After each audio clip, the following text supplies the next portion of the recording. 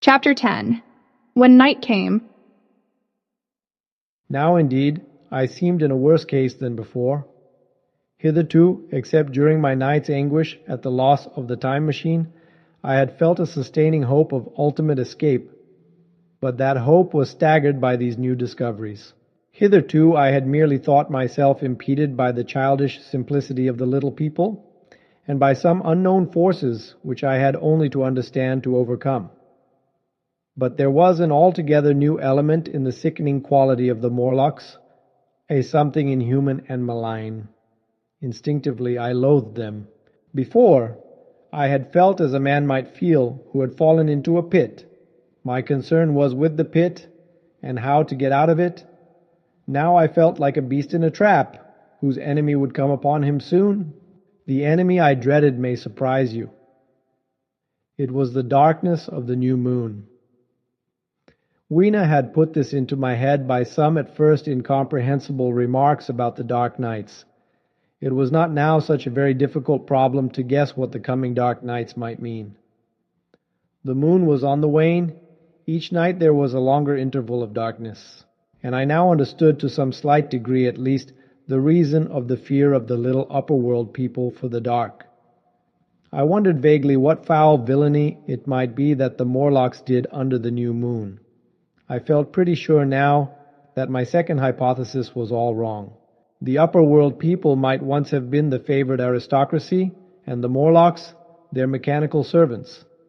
But that had long since passed away. The two species that had resulted from the evolution of man were sliding down towards, or had already arrived at, an altogether new relationship. The Eloi, like the Carlovingian kings, had decayed to a mere beautiful futility. They still possessed the earth on sufferance, since the Morlocks, subterranean for innumerable generations, had come at last to find the daylit surface intolerable. And the Morlocks made their garments, I inferred, and maintained them in their habitual needs, perhaps through the survival of an old habit of service. They did it as a standing horse paws with his foot, or as a man enjoys killing animals in sport, because ancient and departed necessities had impressed it on the organism. But clearly, the old order was already in part reversed. The nemesis of the delicate ones was creeping on apace. Ages ago, thousands of generations ago, man had thrust his brother man out of the ease and the sunshine. And now that brother was coming back, changed. Already the Eloi had begun to learn one old lesson anew. They were becoming reacquainted with fear. And suddenly there came into my head the memory of the meat I had seen in the underworld. It seemed odd how it floated into my mind, not stirred up as it were by the current of my meditations, but coming in almost like a question from outside. I tried to recall the form of it. I had a vague sense of something familiar, but I could not tell what it was at the time. Still, however helpless the little people in the presence of their mysterious fear, I was differently constituted. I came out of this age of ours, this ripe prime of the human race, when fear does not paralyze and mystery has lost its terrors. I at least would defend myself. Without further delay, I determined to make myself arms and a fastness where I might sleep.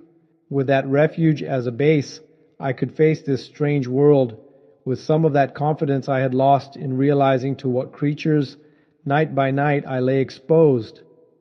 I felt I could never sleep again until my bed was secure from them. I shuddered with horror to think how they must already have examined me.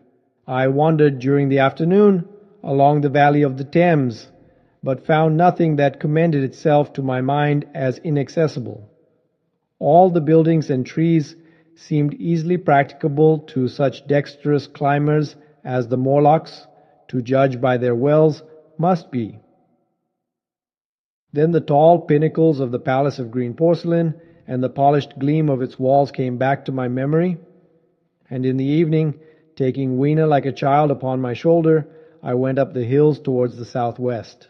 The distance I had reckoned was 7 or 8 miles, but it must have been nearer 18. I had first seen the place on a moist afternoon when distances are deceptively diminished. In addition, the heel of one of my shoes was loose, and a nail was working through the sole. They were comfortable old shoes I wore about indoors, so that I was lame.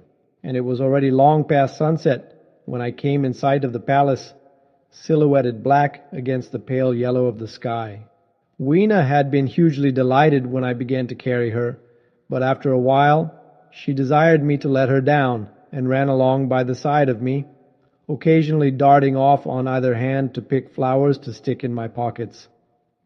My pockets had always puzzled Weena, but at the last she had concluded that they were an eccentric kind of vases for floral decoration. At least she utilized them for that purpose, and that reminds me, in changing my jacket I found. The time traveler paused, put his hand into his pocket, and silently placed 2 withered flowers, not unlike very large white mallows, upon the little table. Then he resumed his narrative. As the hush of evening crept over the world, and we proceeded over the hill crest towards Wimbledon, Weena grew tired and wanted to return to the house of grey stone. But I pointed out the distant pinnacles of the palace of green porcelain to her, and contrived to make her understand that we were seeking a refuge there from her fear. You know that great pause that comes upon things before the dusk? Even the breeze stops in the trees. To me there is always an air of expectation about that evening stillness. The sky was clear, remote, and empty, save for a few horizontal bars far down in the sunset. Well, that night the expectation took the color of my fears. In that darkling calm my senses seemed preternaturally sharpened. I fancied I could even feel the hollowness of the ground beneath my feet, could indeed almost see through it the Morlocks on their ant-hill going hither and thither and waiting for the dark. In my excitement I fancied that they would receive my invasion of their burrows as a declaration of war. And why had they taken my time machine? So we went on in the quiet, and the twilight deepened into night. The clear blue of the distance faded, and one star after another came out. The ground grew dim, and the trees black. Weena's fears and her fatigue grew upon her. I took her in my arms and talked to her and caressed her. Then, as the darkness grew deeper, she put her arms around my neck, and closing her eyes, tightly pressed her face against my shoulder. So we went down a long slope into a valley, and there in the dimness I almost walked into a little river. This I waded, and went up the opposite side of the valley, past a number of sleeping houses, and by a statue, a faun or some such figure, minus the head. Here too were acacias. So far I had seen nothing of the Morlocks, but it was yet early in the night, and the darker hours before the old moon rose was still to come. From the brow of the next hill I saw a thick wood spreading wide and black before me. I hesitated at this. I could see no end to it, either to the right or the left. Feeling tired, my feet in particular were very sore. I carefully lowered Weena from my shoulder as I halted, and sat down upon the turf. I could no longer see the palace of green porcelain, and I was in doubt of my direction. I looked into the thickness of the wood and thought of what it might hide. Under that dense tangle of branches one would be out of sight of the stars. Even were there no other lurking danger, a danger I did not care to let my imagination loose upon, there would still be all the roots to stumble over and the tree boles to strike against. I was very tired too after the excitements of the day, so I decided that I would not face it, but would pass the night upon the open hill. Weena, I was glad to find, was fast asleep. I carefully wrapped her in my jacket and sat down beside her to wait for the moonrise. The hillside was quiet and deserted, but from the black of the wood there came now and then a stir of living things. Above me shone the stars, for the night was very clear. I felt a certain sense of friendly comfort in their twinkling. All the old constellations had gone from the sky, however. That slow movement, which is imperceptible in 100 human lifetimes, had long since rearranged them in unfamiliar groupings. But the Milky Way, it seemed to me, was still the same tattered streamer of stardust as of yore. Southward, as I judged it, was a very bright red star that was new to me.